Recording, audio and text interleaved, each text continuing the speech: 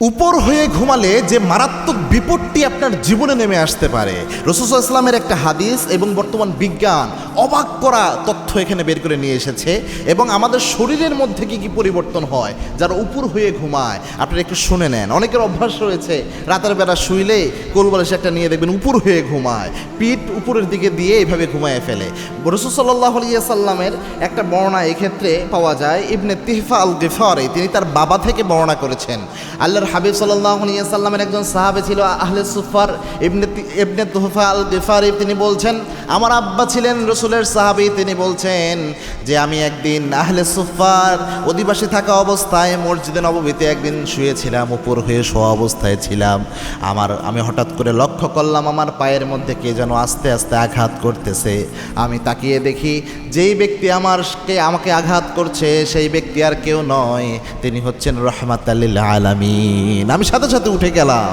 আল্লাহর হাবিব সাল্লাল্লাহু আলাইহি ওয়াসাল্লাম আমার দিকে মুচকি হাসি দিয়ে বললেন যে, সাহাবী, তুমি যেইভাবে ঘুমিয়েছো এই ঘুমানোটা আল্লাহ রাব্বুল আলামিন পছন্দ করে না, তুমি এইভাবে ঘুমায়ও না। আরেকটা বর্ণনা এসেছে, আবু যর রাদিয়াল্লাহু আনহু তিনি হাদিস বর্ণনা করেছেন। তিনি বলছেন যে আমি একদিন উপর হয়ে ঘুমিয়েছিলাম।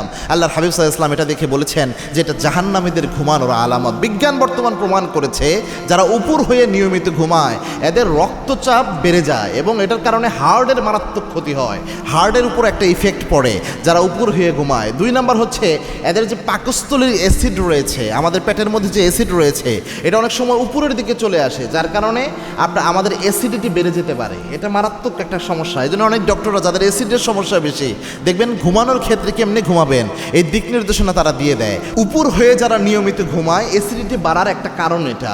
3 নাম্বার হচ্ছে মেরুদণ্ডে একটা ব্যথা হতে পারে এবং আপনার পিঠের উপর একটা ব্যথা তৈরি করতে পারে, মেরুদণ্ডের মারাত্মক ক্ষতি করে। বর্তমান বিজ্ঞান প্রমাণ করেছে।